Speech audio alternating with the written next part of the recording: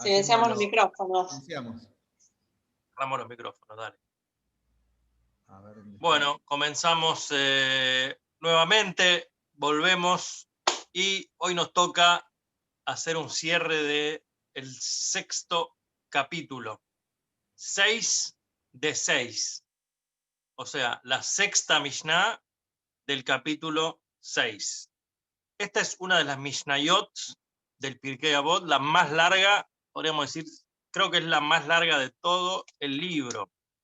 Es realmente una Mishnah muy larga, pero muy interesante. El capítulo anterior, o sea, la Mishnah anterior de este mismo capítulo 6, que alguna vez ya lo explicamos, el capítulo 6 es como un adicional a los 5 capítulos de la Mishnah originales del Pirkei Avot. El capítulo 6 es lo que se llama una Baraita, que son una suma al estilo de la Mishnayot, de la misma época de la Mishnayot, pero no entraron al cuerpo de la Mishnah cuando fue compilado. Y todo el tema central de este sexto capítulo habla de la Torá, la relación nuestra con la Torá, cómo se estudia, qué predisposición tenemos que tener para adquirir, para acercarnos a la Torá. Entonces, la Mishnah 4, por ejemplo, decía, para adquirir la Torá, comer pan con sal, tomar agua en poca cantidad, dormir sobre el piso, vivir una vida de privaciones, y si así lo haces, dichoso eres y el bien será contigo. Que ya lo explicamos, se refería a que hay que tener una dedicación especial. La quinta Mishnah decía, no procures para ti grandeza, ni ambiciones, ni honor, que tus acciones excedan tus estudios, no anheles la mesa de los reyes, porque tu mesa es más grande que la de ellos, y tu corona es más grande que la de ellos. Y tu empleador es digno de confianza, que no quedará en deuda contigo. Esta es la Mishnah 5. Ahora la Mishnah 6 comienza diciendo así. Gdolá Torah yoter min hakehuna umin hamalhut. Es más grande la Torah que el sacerdocio, que la keuna, que ser Cohen. Nosotros sabemos que hay 3 categorías dentro del pueblo de Israel: Cohen, Leví e Israel. Cohen eran los sacerdotes, los elegidos para servir en los templos, en el Beit HaMikdash, en función de sacerdote, de mentores, en la función específica de los rituales de acercar y una conexión de santidad, y por eso hasta el día de hoy tienen privilegios los Kohanim, se les da la primera aliyá cuando suben a la Torá, tienen ciertas cosas que hasta hoy en día se tienen que cuidar, son los que nos dan la bendición sacerdotal, según algunas costumbres solamente en las festividades y en algunas otras todos los días, y hay que darles prioridad ante todo. Si hay un Cohen para lavarse las manos, hay que darle primero al Cohen, y si hay un privilegio, siempre va primero el Cohen. Es un gran honor y orgullo ser Cohen, de la Keuná, tener el sacerdocio. Ahora, y también de Malhut, del reinado, la realeza. También la realeza, habían reyes judíos que eran personas de altísima capacidad espiritual. El rey David, tal vez el máximo exponente, el rey Saúl, el rey Salomón.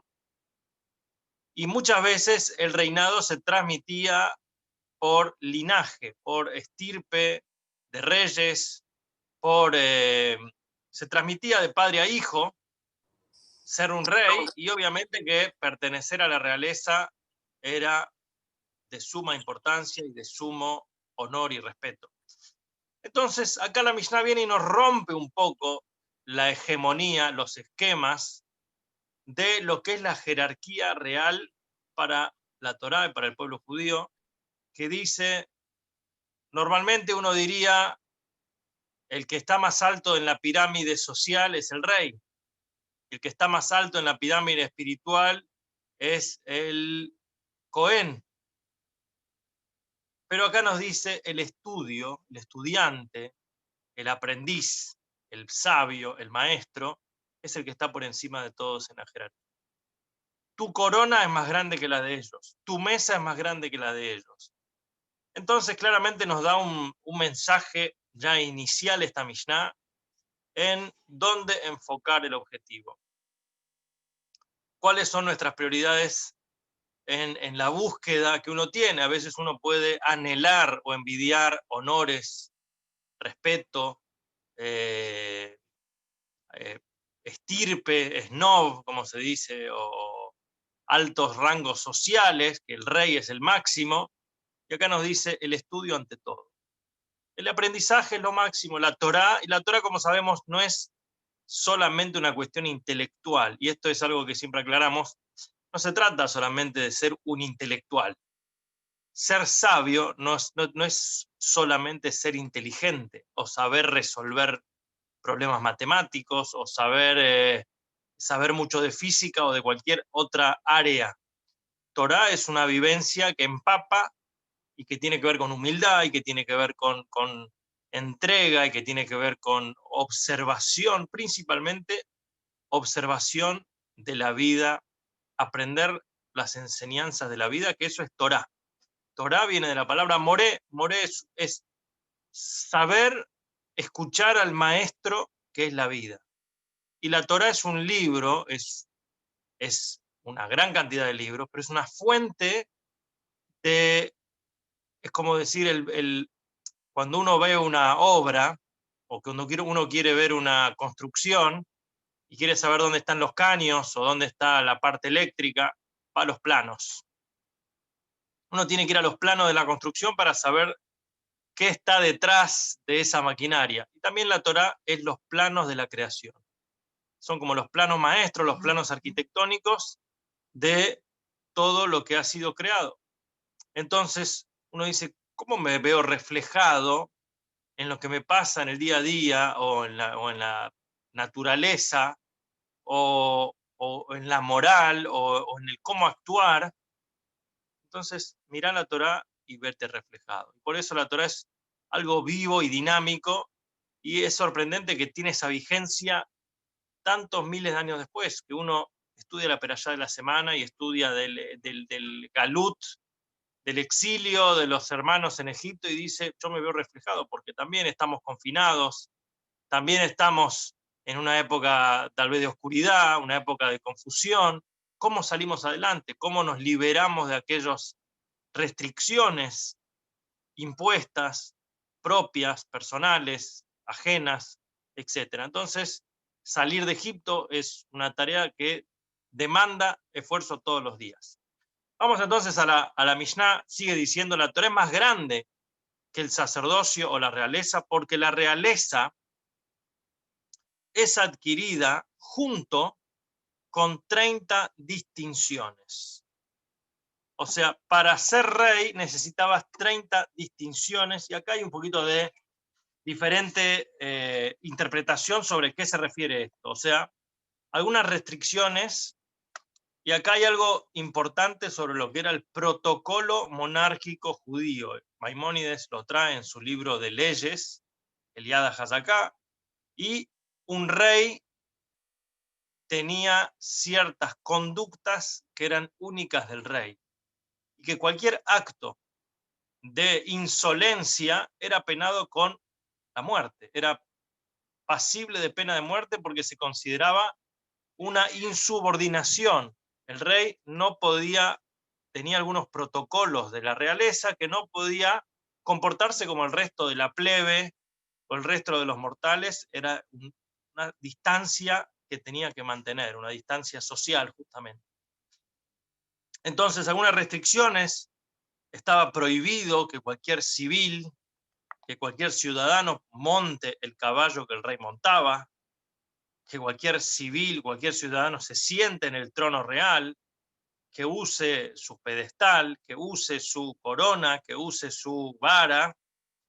No se podía observar, ver al rey cuando se estaba bañando, cuando se estaba cortando el pelo, o sea, más allá de los guardias o más allá del peluquero. De hecho, hay una halajá que decía que el rey todos los días debía cortarse el pelo, porque había una cuestión de presencia y las ropas que usaba el rey, nadie podía usar esas ropas. Entonces es una obligación que está encomendada en la Torá. Por ejemplo, el rey tenía que escribir un libro de Torá él mismo, un Sefer Torá, y lo tenía que leer una vez al año, y lo tenía que llevar en su regazo, y lo tenía que acompañar todo el tiempo para que justamente, siendo un rey, no olvide. De hecho, dentro de la realeza de la monarquía judía, hubieron muchos reyes rebeldes, muchos reyes idólatras, reyes tiranos, hubo de todo. Y también reyes muy justos, como el rey David, el rey Salomón. Pero hay que entender que la monarquía también, a pesar que la Torá, el texto de Moshe, del mosaico, digamos, habla de la realeza y trae indicaciones precisas de lo que un rey debía hacer y lo que no, hasta muchos años después no se estableció la monarquía en el pueblo judío, casi 500 años después de haber entrado a la tierra de Israel, o más. O sea, pasó bastante tiempo que había más bien caudillos, jueces, líderes, pero no la monarquía establecida. Después, el rey David, rey Shaul, fue el primer rey, el rey David el segundo, y ya unificó Jerusalén como capital, y comenzó la construcción de una ciudad capitalina y del Beit HaMikdash en Jerusalén hasta el día de hoy. Entonces, según el Abravanel, otro comentarista, esto era el Bartenura y el Sanedrín, el Talmud, las 30 distinciones incluían algunos requerimientos. Por ejemplo, tenía que ser ungido. La palabra Mashiach, por ejemplo, viene de la palabra ungido, y tenía que ser ungido por un profeta, que, como el profeta Samuel, que fue el que ungió tanto al rey Shaul y tanto al rey David. Una corte de 71 jueces, que era el famoso Sanedrín, que era el que determinaba si el rey era apropiado o no, y también se ungía con un aceite especial, que era el aceite de unción, que incluso hubo uno que se trajo desde las épocas de Moisés, de Moshe Rabbeinu, y se descalificaba a algunas personas que hacían ciertos trabajos. O sea, el rey tenía que ser una persona delicada y separada. Hay una segunda interpretación muy interesante también, que trae el Maharal, que el rey en la Torá tiene 3 mitzvot. Solamente 3 mitzvot están en el texto bíblico, en la Perashat Shoftim. La primera, no casarse con muchas mujeres, muchas esposas. Antes la poligamia estaba permitida y tenía un cupo, el rey, de hasta 18 esposas. Y sabemos las preguntas que genera que el rey Salomón haya tenido lo que se dice 1000 mujeres. Concubinas, había 700 concubinas y 300 mujeres oficiales. En gran parte eran estrategias geopolíticas, que si de todo el mundo venían princesas de los reyes y hacían convenios, y parte de eso era casarse con las hijas de los reyes o con la famosa reina de Saba o la hija del faraón de Egipto. Pero justamente la Torá hablaba de no casarse con muchas esposas, y el rey Salomón desoyó, y hay mucha controversia al respecto. Finalmente, esa fue su caída también. Segunda restricción era no comprar demasiados caballos. Un rey generalmente iba con una gran carroza tirada por muchos caballos, pero le dice, había una restricción, y el rey Salomón tampoco siguió esa línea. De hecho, volvió a Egipto a buscar caballos, que era parte de lo que no se permitía hacer. Y la tercera, no acumular en demasía abundancia de oro y de plata. O sea, el rey tenía que ser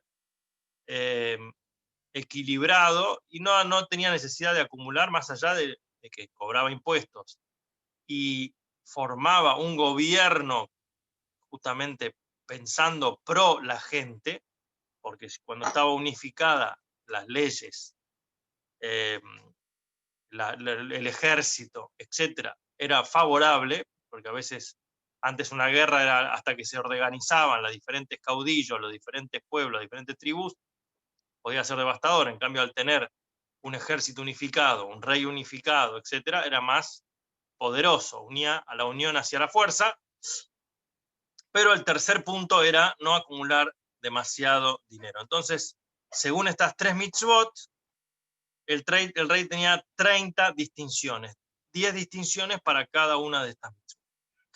Otra interpretación tiene que ver con la letra hebrea que suma Lamed, el valor 30 es la letra Lamed, que tiene que ver, es la letra más alta del abecedario, de hecho es una letra que tiene en su forma como un palito que va para arriba, por encima del renglón, a diferencia de todas las demás letras que se mantienen en la línea del renglón, y esto tiene que ver con que el rey tenía que separarse, por eso 30.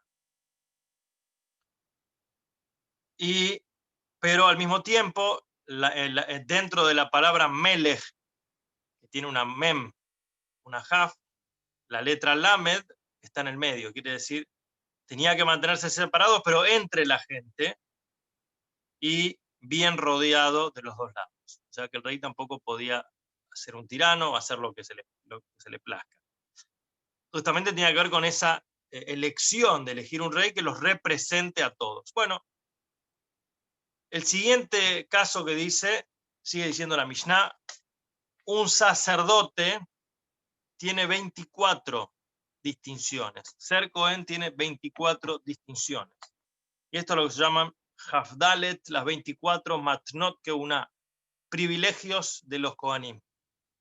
Esto se refiere a 24 tipos de privilegios que el Cohen recibía. Hoy en día es menos común, pero en alguna época tenía que ver con ciertas partes de los sacrificios, eran especiales para el Cohen. El primogénito de cada animal era para el Cohen. La primera esquila de las ovejas era para el Cohen. Las primeras frutas eran para el Cohen. La primera... Sí, diferentes cosas que el 2% de todo el producto neto, aproximadamente la trumá, era para el Cohen.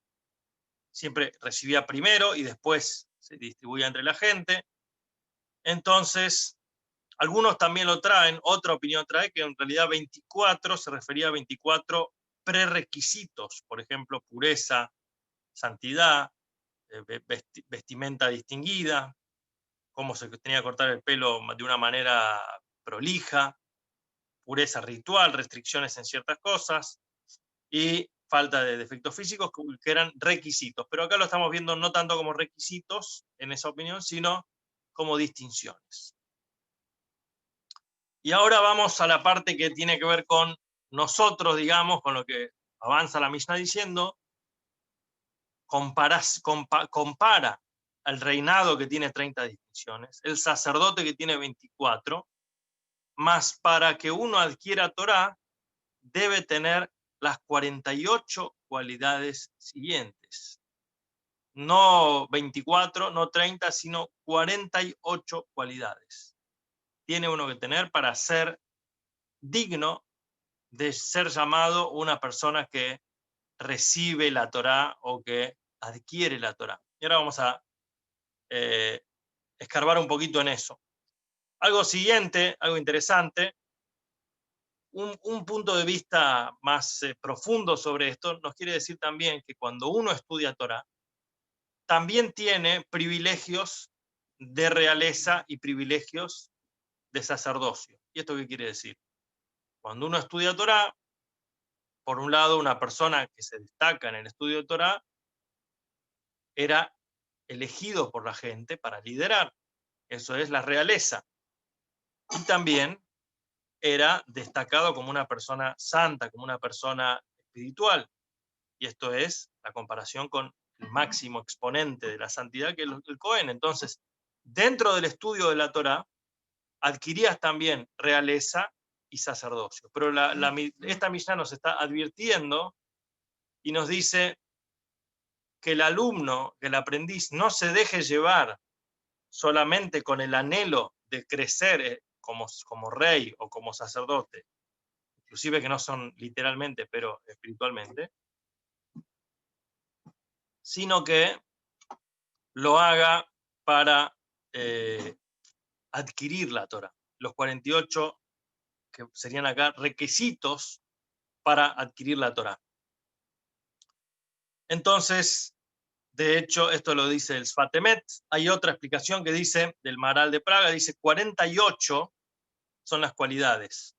Y 48 son los renglones que un sofer debe utilizar como máximo en un pergamino. Cuando escribe una columna de Torá, en el pergamino que se escribe la Torá, tiene que tener como máximo 48 renglones.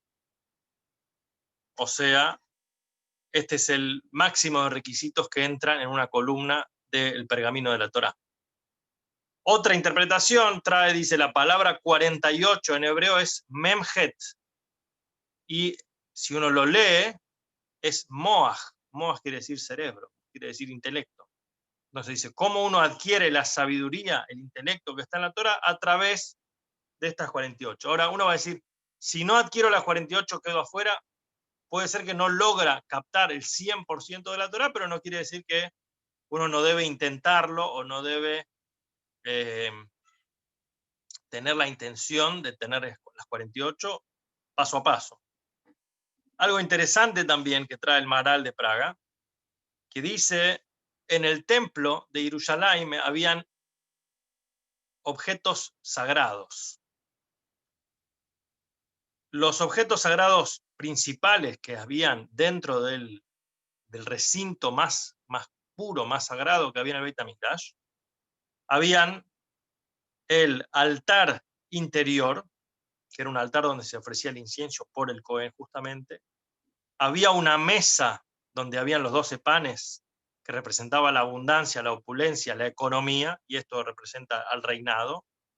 Y estaba el arca, donde ahí estaban las tablas de la ley, que es la tercera parte, la trilogía, digamos, que representa la Torá, que había dentro del arca un pergamino escrito por Moshe con los rollos, un rollo de Torá que escribió Moshe, y estaban los fragmentos de las primeras tablas y las segundas tablas.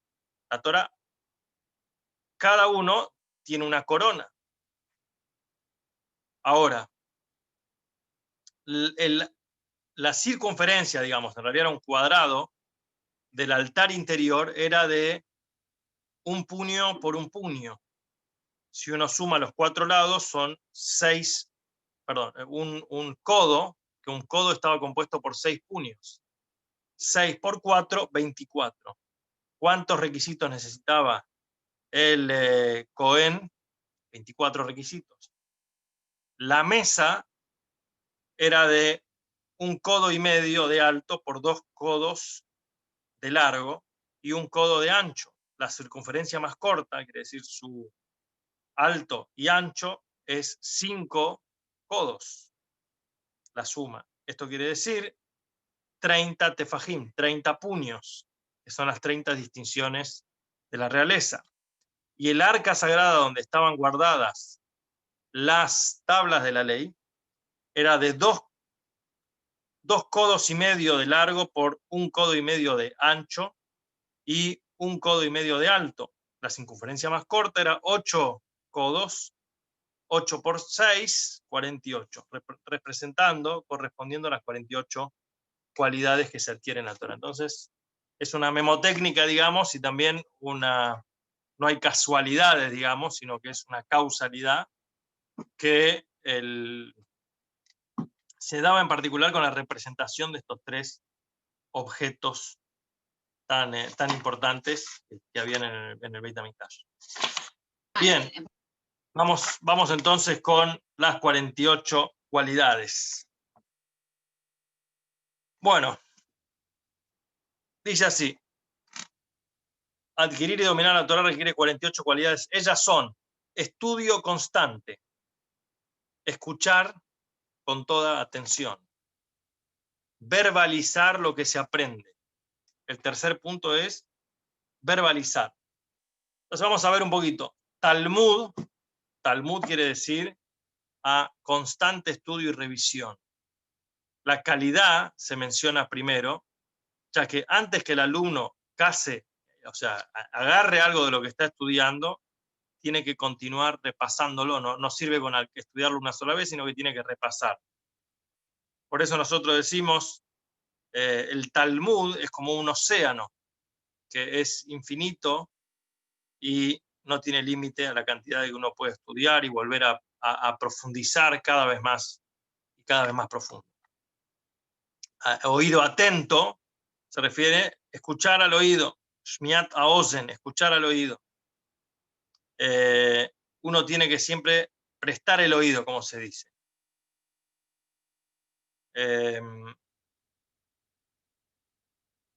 Y esto también tiene que ver con la cuestión de tratar de oír y que no alcanza con leer libros, sino tiene que oír de un maestro. Porque muchas veces la lectura, uno se conforma con la lectura y dice, yo, hoy en día en internet también, leo y ahí entiendo y ahí aprendo. Pero hay algo en la transmisión, cara a cara, frente a frente, de un maestro, que mejora la calidad del estudio, que hace que el estudio penetre más profundo.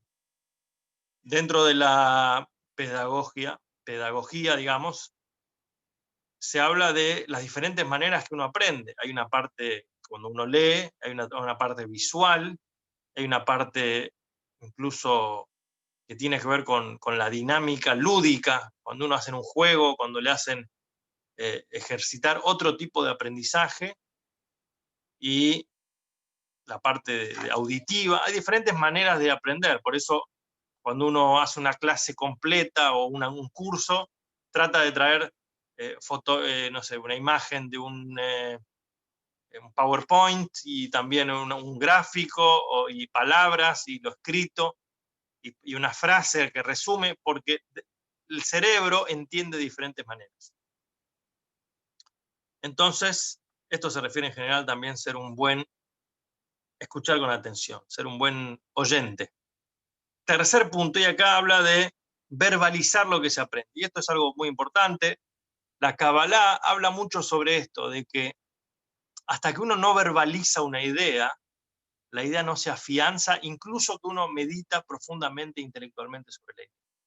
La idea nace y descubre nuevas profundidades al proclamarse en la palabra.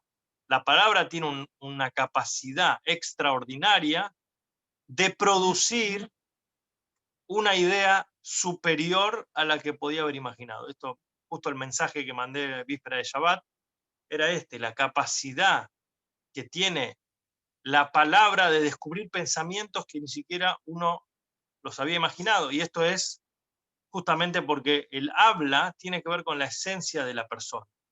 Es algo que no es solamente superficial, sino que es un canal de transmisión, de bajar las cosas, y en la Kabbalah habla mucho sobre este concepto, la importancia de las palabras, y por eso también el estudio de Torah, incluso cuando uno estudia solo, tiene que verbalizar, murmurar.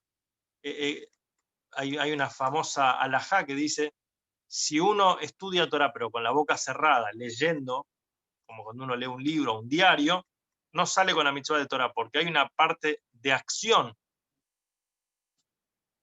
que tiene que ver con el estudio de la Torah que se hace a través de mover los labios y leer. Cuando uno lee un sidur, también, por ejemplo, cuando uno hace tefilá, tiene que murmurar y tiene que leer lo que está diciendo. Por eso uno va a ver a alguien leyendo un teilim o haciendo tefilá y, a pesar que está hablando en voz baja, mueve los labios.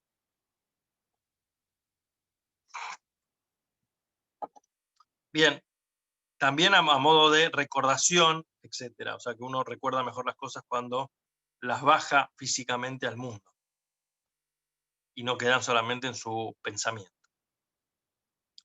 Bien,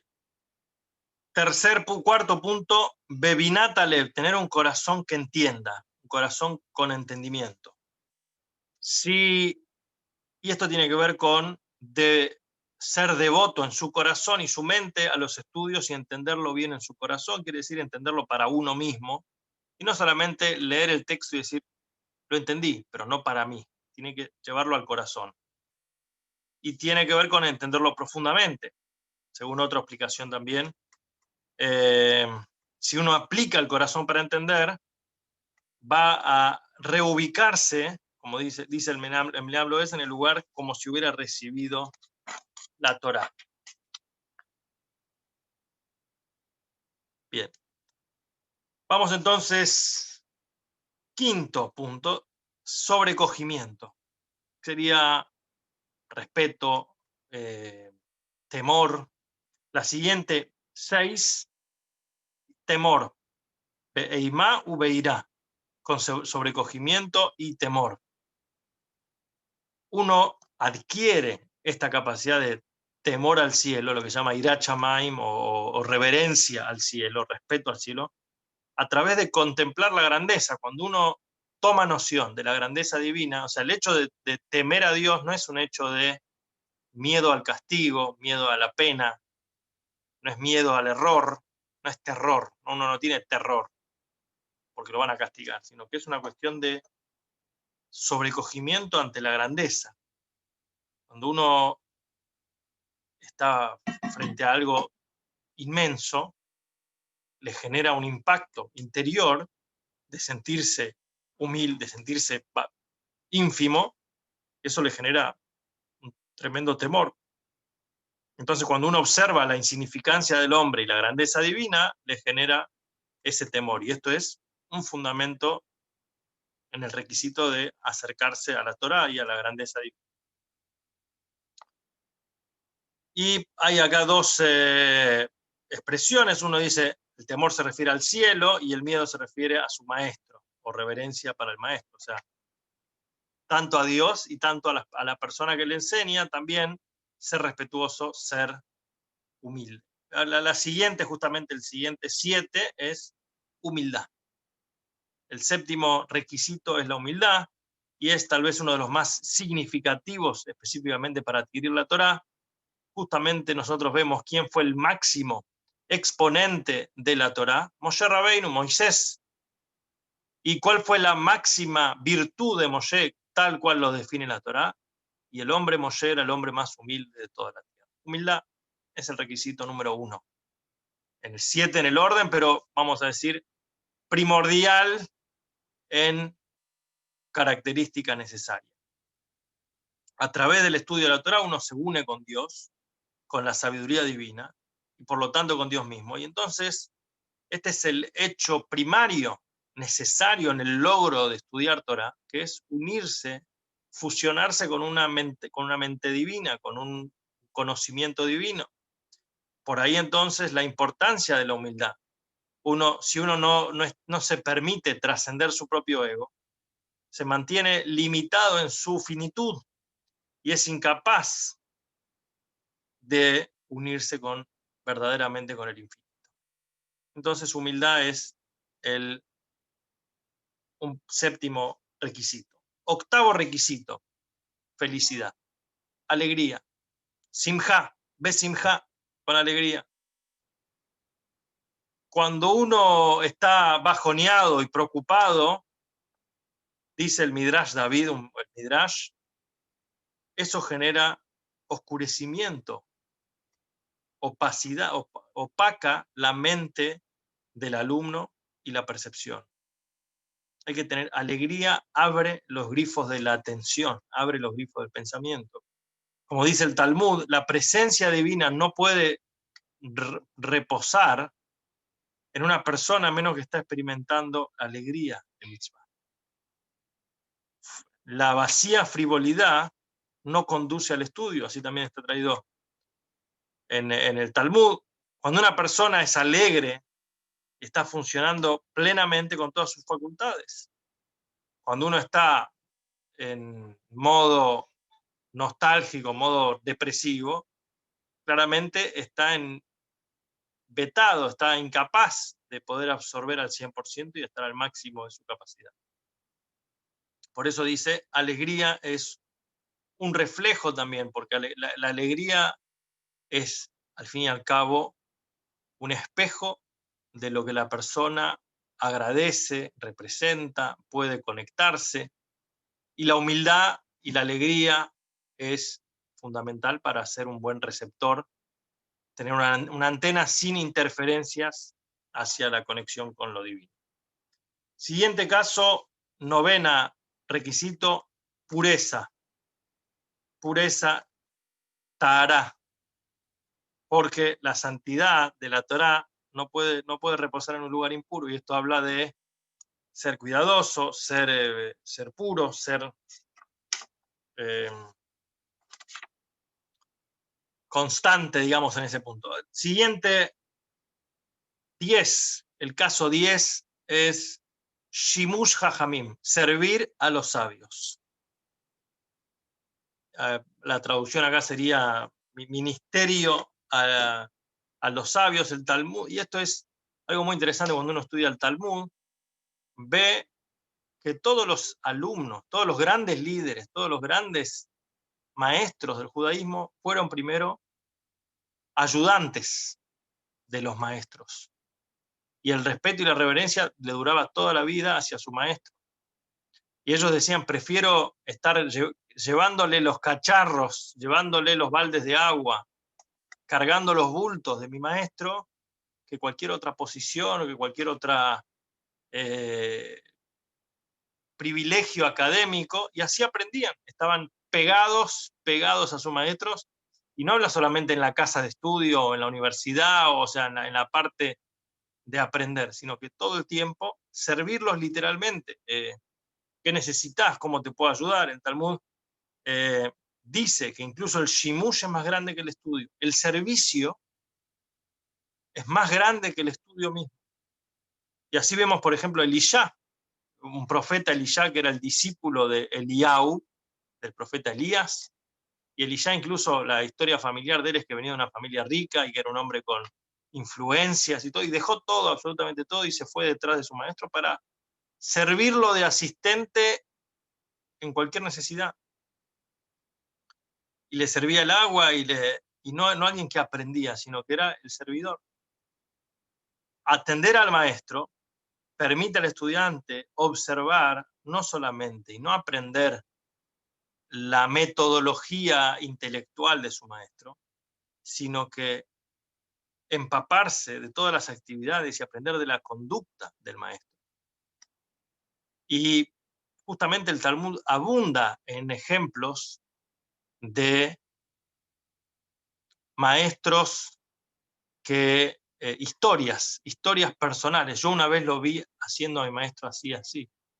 O una vez estábamos viajando, y eso es definitivo en el aprendizaje. Y de hecho, cuando hay maize, cuando hay una anécdota, es lo más fuerte que hay.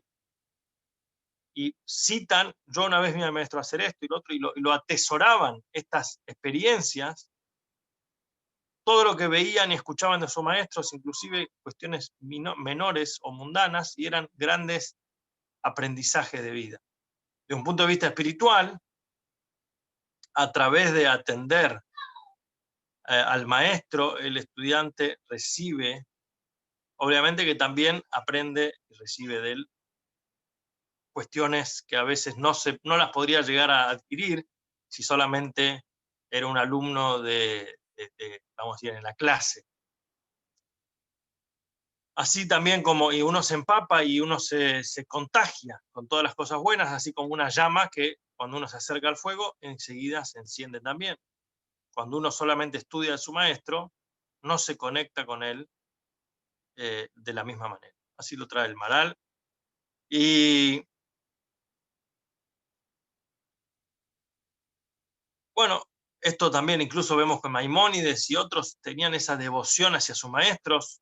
El Maimónides el Rambam trae al Ri Migash, Rabbi Yosef Migash, un gran sabio de esa época, como su maestro principal, a pesar de que el Ri Migash falleció cuando el Rambam era muy joven, pero lo que le dejó marcado la conexión espiritual que tuvieron, le pudo transmitir a su alumno toda esa información, todo ese aprendizaje que después lo desarrolló el Rambam, Maimónides, por ejemplo, muchos años después.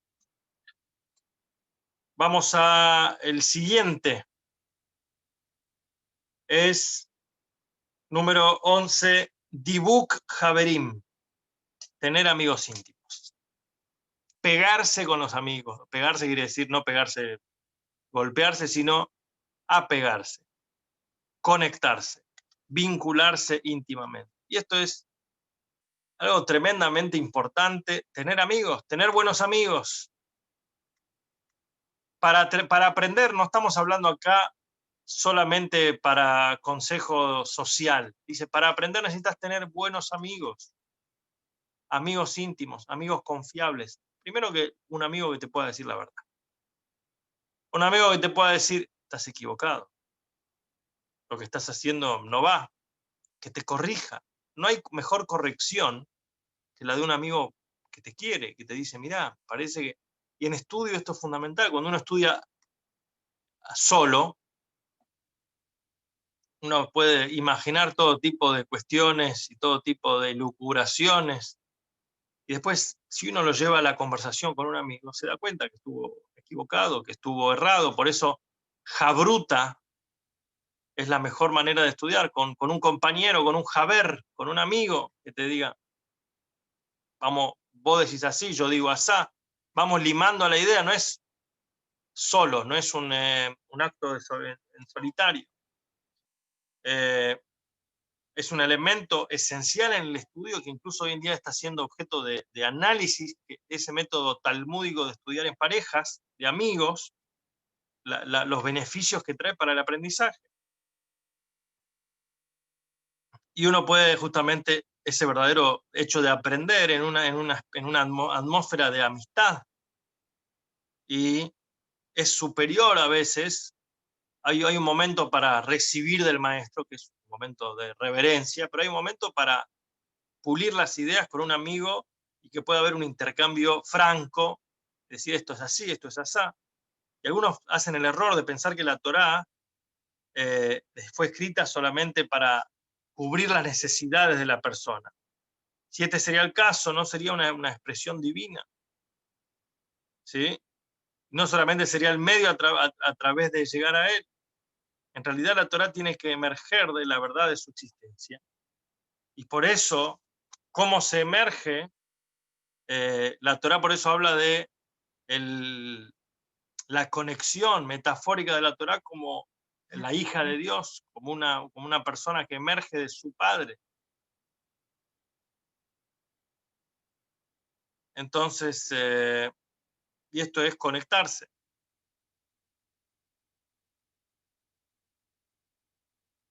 Bien.